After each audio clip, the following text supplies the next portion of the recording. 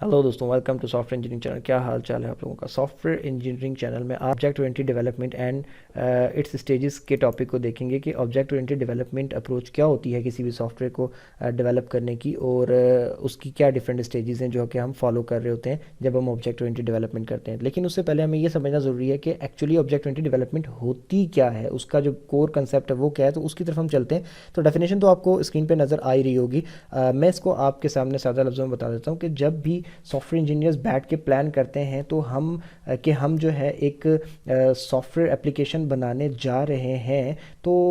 वो उसके अंदर क्या करते हैं कि सबसे पहले ये देखते हैं कि यार ये जो एप्लीकेशन हम बनाने जा रहे हैं इसमें क्या क्या चीज़ें होंगी, वो चीज़ें एक दूसरे के साथ कैसे कनेक्ट होंगी सॉफ्टवेयर बनाने के लिए, उनमें से किस किस चीज़ के लिए क्या क्या डाटा हमने सेव करना है, किस किस चीज़ का रिकॉर्ड हमने सेव करना है। तो वो जो तमाम चीज़ें जो वो फाइंड आउट करते हैं ना कि यार इस सॉफ्टवेयर के अंदर ये चीज़ें होंगी, उन सब को वो क्या कह लेते हैं कि ये डिफरेंट किस्म के ऑब्जेक्ट्स हैं। फिर हर ऑब्जेक्ट की वो ये फाइंड आउट करते हैं कि क्या क्या प्रॉपर्टीज़ हैं, उसकी क्या क्या बिहेवियर्स हैं जो कि वो रिफ्लेक्ट कर सकता है। उस ऑब्जेक्ट की प्रॉपर्टीज़ एंड बिहेवियर्स को फाइंड आउट करने के बाद, उस ऑब्जेक्ट को फाइंड आउट करने के बाद उसकी बेस पे वो कुछ डिज़ाइंस बनाते हैं और उन डिज़ाइंस को फिर अल्टीमेटली प्रोग्राम में कन्वर्ट करके तो सॉफ्टवेयर बनाया जाता है। तो बेसिकली ये ऑब्जेक्ट ओरिएंटेड डेवलपमेंट होती है। यूजुअली शायद अगर ऑब्जेक्ट ओरिएंटेड डेवलपमेंट अप्रोच के अलावा कोई अप्रोच इस्तेमाल की जाएगी तो उसमें ये चीज़ें फाइंड आउट करते हुए इस चीज़ का ख्याल नहीं रखा जाएगा कि इनमें से किस किस चीज़ को हम ऑब्जेक्ट कह सकते हैं, जबकि ऑब्जेक्ट ओरिएंटेड डेवलपमेंट में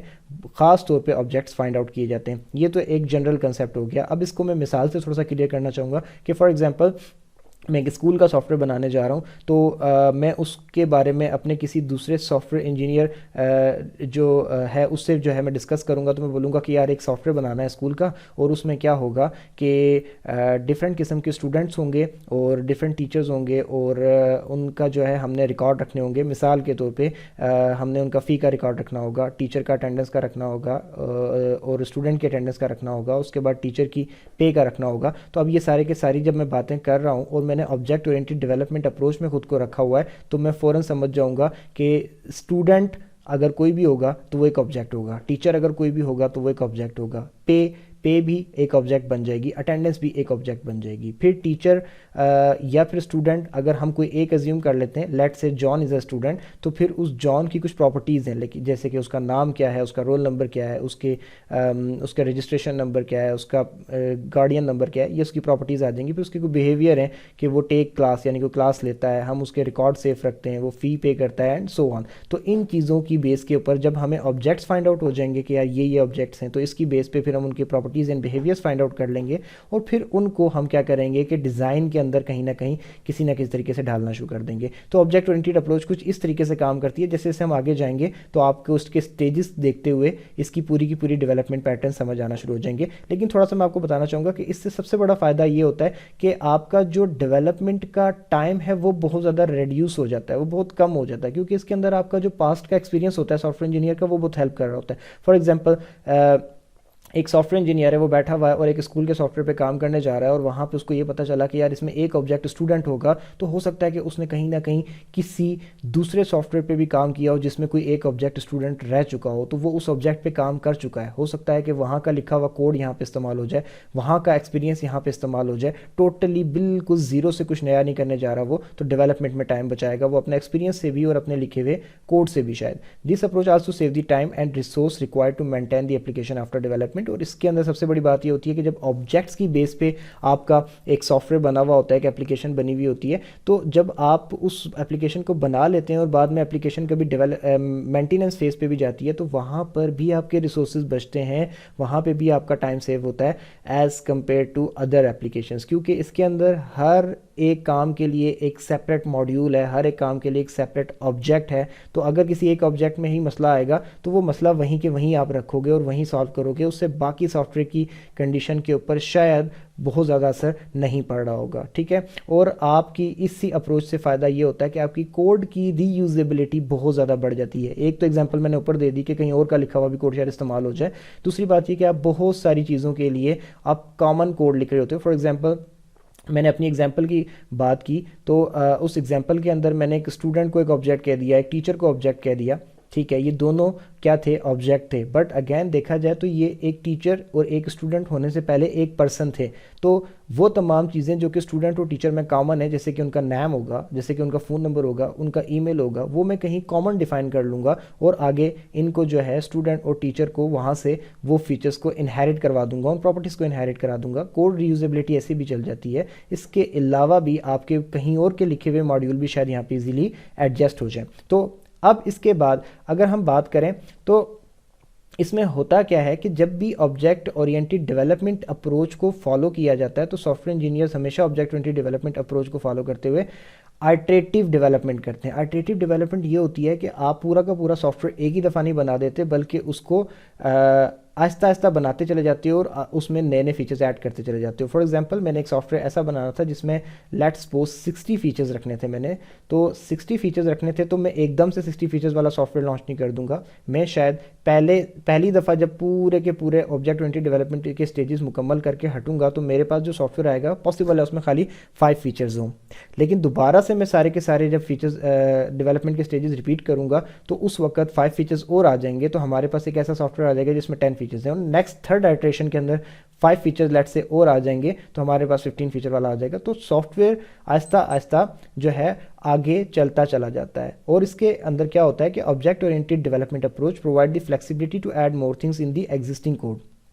ٹھیک ہے, اور without compromising the quality of the existing work. So this is the main point کہ جب آپ نارمل اپروچز کے اندر کام کر رہے ہوتے ہو تو آپ کیا کرتے ہو کہ جب آپ ایگزسٹنگ کوڈ کے اندر کچھ اور فیچرز ڈالنے کے لیے اور کوڈ ڈالتے ہو تو کبھی کبھار ایسا ہوتا ہے کہ پچھلا جو پہلے کا لکھا ہوا کوڈ ہے اس کی کوالٹی کہیں کمپرومائز ہو رہی ہوتی ہے. لیکن آپ کی آبجیکٹ اورینٹیڈ ڈیولپمنٹ میں آپ یہ کام بالکل ٹینشن فری ہو کے کر سکتے ہو. آپ جب نئے فیچرز اس میں ایڈ کرو گے تو آپ کے کوڈ کی کوالٹی کمپرومائز نہیں ہوگی, ٹھیک ہے. On initial level we develop core application and then improve it in the next iterations. تو ہوتا یہ ہے کہ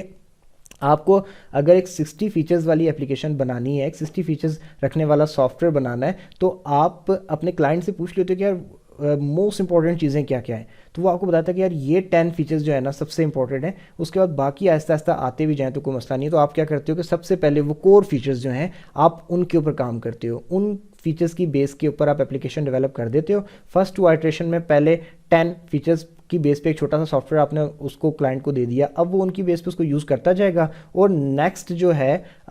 نئے فیچرز جو ہے آپ ٹائم ٹو ٹائم ہر آئٹریشن میں بلڈ کرتے جاؤ گے, اور اس کو وایا اپ ڈیٹ یا سم کائنڈ آف جو پروسیجر آپ نے ڈیفائن کیا ہوا ہے اس کے تھرو آپ نئے فیچرز آپ اس کے سافٹ ویئر میں دیتے چلے جاؤ گے, اور اس کا software time to time ہر آئٹریشن کے ساتھ آگے بڑھتا چلا جائے گا, پچھلے پرابلمز ریموو ہوتے چلے جائیں گے اگر کوئی ہیں بھی تو. اچھا, اس کے بعد اس کی سٹیجز کیا ہوتی ہیں؟ تو سب سے پہلی سٹیج تو کیا ہوتی ہے, ریکوائرمنٹس کو ڈیفائن کرنا.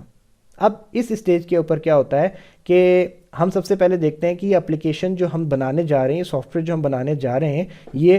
کس قسم کے پرابلم کو سالو کرنے کے لیے بنانے جا رہے ہیں. کلائنٹ خود انوالو ہوتا ہے اور وہ اپنی تمام پرابلمس ڈیٹیل میں ڈیفائن کرتا ہے کہ یار مجھے پرابلمس ہیں کیا جن کے لیے میں سافٹ ویئر بنانے جا رہا ہوں, اور اس کے بعد وہ ڈسکس کرنے کے بعد اس اسٹیج کے اینڈ پہ ایک ڈاکیومنٹ تیار کر لیا جاتا ہے جس کو ہم ریکوائرمنٹ اسپیسیفکیشن ڈاکیومنٹ کہتے ہیں, اور اس ڈاکیومنٹ میں وہ تمام کلائنٹ کی ریکوائرمنٹس لکھی ہوتی ہیں جو وہ فلفل کروانا چاہتا ہے اپنے اس سافٹ ویئر سے جو وہ بنوانے کے لیے آپ کے پاس آیا ہے. آپ ریکوائرمنٹ اسپیسیفکیشن ڈاکیومنٹ لے کر آبجیکٹ اورینٹیڈ انالائسس کے اسٹیج پہ آ جاتے ہو. اس اسٹیج پر آپ کیا کرتے ہو کہ وہ تمام ریکوائرمنٹس جو آپ نے گیدر کیے ہوتے ہیں آپ ان کی بیس پہ ایک ماڈل کریٹ کرتے ہو جس میں آپ ریئل ورلڈ آبجیکٹ جتنے بھی اس میں آپ فائنڈ آؤٹ کر پاتے ہو جو ریکوائرمنٹس ہیں ان کو بھی آپ سارا کا سارا دکھاتے ہو. یعنی کہ میں سادہ لفظوں میں بتاؤں تو آپ کو پچھلے والے سٹیج کے اندر کسی نے اپنی ساری ریکوائرمنٹ دی کہ یار میں ایکچولی یہ چاہتا ہوں. اب آپ یہاں پر ان ریکوائرمنٹ کا انالائسس کر رہے ہو, اور اس انالائسس میں آپ کیا کرو گے کہ دیکھو گے کہ یار ان ریکوائرمنٹس میں میں نے اب ان کو ایک ڈائیگرامس کو استعمال کرتے ہوئے ماڈل کی شکل میں نے ریکوائرمنٹس کو دکھانا ہے. تو ان ریکوائرمنٹس میں آبجیکٹس کون کون سے ہیں پہلے تو آپ یہ دیکھو گے, اور پھر ان ریکوائرمنٹ میں جو آبجیکٹ ملتے ہیں ان کا آپس میں ایک دوسرے کے ساتھ ریلیشن کیا ہے پھر آپ یہ دیکھو گے, اور پھر آپ ایک ایبسٹریکٹ سی ماڈل ایک ایبسٹریکٹ سی ڈائیگرام سی بنا لو گے ان ریکوائرمنٹ کی بیسس پہ, اور اس کے اندر کسی قسم کی کوئی بھی امپلیمنٹیشن ڈیٹیلز نہیں ہوتی. مطلب یہ اتنی سمپل ڈائیگرامس بھی ہو سکتی ہیں جو کہ ایک نان ٹیکنیکل پرسن بھی دیکھ کر ایزیلی انڈرسٹینڈ کر لے. تو آپ کیا کرتے ہو کہ ریکوائرمنٹس جو ملی ہوتی ہیں اس کی انالائسس کر کے انالائسس کے سٹیج پہ یہ کام کر لیتے ہو جو میں نے ابھی آپ کو بتایا, اور اس کے بعد آپ نیکسٹ اسٹیج کے اوپر موو کر جاتے ہو جو کہ آبجیکٹ اورینٹیڈ ڈیزائن ہے. At this stage we define the physical layout of the system by using the standard diagrams of the software engineering. देखें सॉफ्टवेयर इंजीनियरिंग एक बहुत बड़ी फील्ड है और उसके अंदर कोडिंग डायरेक्ट नहीं हो जाया करती, ये आप लोगों को भी पता है. उससे पहले आप रिक्वायरमेंट्स लेते हो, उनका एनालिसिस करते हो जैसे भी हमने किया, और उसके बाद आप एनालिसिस पे जो एब्स्ट्रैक्ट डायग्राम्स बनाई होती हैं, एब्स्ट्रैक्ट शेप्स बनाई होती हैं, उनको आप प्रॉपरली उनसे आगे एक स्टेप जाकर डिज़ाइन फेस पे उनकी बेस पे ही, लेकिन उससे एक स्टेप आगे जाकर सॉफ्टवेयर इंजीनियरिंग के रूल्स एंड रेगुलेशन में कुछ UML डायग्राम्स हैं, इस किस्म की डायग्राम्स को इस्तेमाल करते हुए आप पूरी की पूरी डिज़ाइन करते हो सॉफ्टवेयर को. मींस ये कि आपने एनालिसिस में एब्स्ट्रैक्ट डायग्राम्स बनाई, रफ स्केचेस बनाए, शायद वहाँ पे आपने स्टैंडर्ड्स को फॉलो नहीं किया था, टोटली जनरल स्केचेस थे. अब आप डिज़ाइन फेस पे आ गए हो, तो अब आप उन वहाँ पर आने के बाद डिज़ाइन फेस पे आप टोटली न्यू डायग्राम्स बनाओगे सॉफ्टवेयर इंजीनियरिंग के असूलों को फॉलो करते हुए, सॉफ्टवेयर इंजीनियरिंग की स्टैंडर्ड डायग्राम्स को फॉलो करते हुए, और अगर ज़रूरत पड़ी तो पिछले स्टेज पे जो आपने डायग्राम्स बनाई थी, अगर आपने उनमें कहीं कुछ छोटे मोटे सॉफ्टवेयर इंजीनियरिंग के असूल फॉलो किए हुए थे तो उन्हीं डायग्राम्स को यहाँ पर ला के ऑब्जेक्ट ओरिएंटेड डिज़ाइन फेस पे आप उनको रिफाइन कर लोगे, आप उनको एक्सटेंड कर दोगे उसी से आगे, ताकि आपका प्रॉपरली डिज़ाइन फेस पूरा हो सके. और इस लेवल के ऊपर आप डिज़ाइन में सारी की सारी डिटेल्स डालोगे, आपका सिस्टम का पूरा आर्किटेक्चर आप बताओगे कि किस तरीके से बनने वाला है, और इसके अंदर हर किस्म की टेक्निकल इन्फॉर्मेशन, वो टेक्निकल इन्फॉर्मेशन जो कि एक्चुअल सॉफ्टवेयर को बिल्ड करने के लिए रिक्वायर्ड होती है, वो सारी आप इसके अंदर ऐड कर दोगे. और ये डिज़ाइन देकर आप इंटर हो जाओगे ऑब्जेक्ट ओरिएंटेड इम्प्लीमेंटेशन के फेज पे. And at this level we translate all detail diagrams which we build on the last stage, यानी कि डिज़ाइन फेस में जो भी आपने डायग्राम सॉफ्टवेयर इंजीनियरिंग के स्टैंडर्ड्स को फॉलो करके बनाई, या फिर जो भी आपने डायग्राम एनालिसिस वाले स्टेज से उठाकर एक्सटेंड करके रिफाइन की डिज़ाइन वाले फेस में, आप उनको एक्चुअल एप्लीकेशन में कन्वर्ट कर दोगे, यानी कि आप उसकी प्रोग्रामिंग कर दोगे, उन डायग्राम्स को देख के उनके कोड्स लिख दोगे, और सारा का सारा प्रोग्रामिंग वाला वर्क आपका यहाँ पे हो जाएगा. और उसके बाद आपकी डाटा बेसिस वगैरह क्रिएट करनी है तो उनकी डायग्राम्स भी आपको पीछे से मिल चुकी होंगी, और वो डाटा बेसिस भी आप इस स्टेज पे आके क्रिएट कर दोगे. तो यह आपका हो जाता है ऑब्जेक्ट ओरिएंटेड इंप्लीमेंटेशन का प्रोसेस. और उसके बाद आप जब इंप्लीमेंटेशन कर चुकते हो तो आप फिर इंप्लीमेंटेशन करने से आपका एक सॉफ्टवेयर बन जाता है जिसकी आपने टेस्टिंग करनी होती है. और यहाँ पर आप आकर वो तमाम कोड जो आपने लिखा है आप उसकी टेस्टिंग करोगे, वो तमाम बग्स जो यहाँ पे नज़र आएंगे टेस्टिंग करते हुए, कोई प्रॉब्लम्स जो नज़र आएंगी, आप उनको फिक्स करने के लिए भी जो स्ट्रैटेजीज पॉसिबल हैं वो भी इम्प्लीमेंट करोगे. और इस टेस्टिंग में ख़ास बात क्या है, क्योंकि ये ऑब्जेक्ट ओरिएंटेड डेवलपमेंट के रेलेवेंट टेस्टिंग है, तो इसमें आप वो तमाम रूल्स जो कि ऑब्जेक्ट ओरिएंटेड डेवलपमेंट के होते हैं, जैसे कि इनकैप्सुलेशन हो गई, जैसे कि पॉलीमॉर्फिज्म वगैरह हो गया, आप उन सब का ख्याल रखते हुए ही आप सारी की सारी जो है टेस्टिंग करोगे. उन रूल्स की कहीं अगर उन रूल्स को वायलेट किया गया होगा तो आप उसको भी टेस्टिंग में डिटेक्ट करोगे कि यहाँ पे इन पे इनकैप्सुलेशन होनी चाहिए थी लेकिन प्रॉपर्ली इंप्लीमेंटेड नहीं है. लेट्स से अगर आप ऑब्जेक्ट ओरिएंटेड प्रोग्रामिंग को जानते हैं तो कहीं पे कोई वेरिएबल प्राइवेट होना चाहिए था लेकिन वो नहीं है, तो आप इन चीज़ों की भी टेस्टिंग आप इजीली कर सकते हैं. तो ये तमाम टेस्टिंग फेजेस से यहाँ पर एक सॉफ्टवेयर गुजरता है. तो इस तरीके से आप रिक्वायरमेंट जमा करते हो, सॉफ्टवेयर बनाते हो और उसको फाइनली टेस्ट करते हो ऑब्जेक्ट ओरिएंटेड डेवलपमेंट की अप्रोच के अंदर. तो होप्स हो कि आपको ये एक छोटा सा लेक्चर जो कि ऑब्जेक्ट ओरिएंटेड डेवलपमेंट क्या होती है और उसकी क्या डिफरेंट स्टेजेस होती हैं, इसके ऊपर जो मैंने बनाया आपको पसंद आया होगा. अगर पसंद आया हो तो प्लीज़ हमारे चैनल को सब्सक्राइब करके वीडियो को लाइक करके सपोर्ट प्रोवाइड करें. अभी मैं इस वीडियो को यहीं पे एंड करता हूँ. दोबारा मिलेंगे किसी नेक्स्ट लेक्चर में, तब तक के लिए अल्लाह हाफिज़.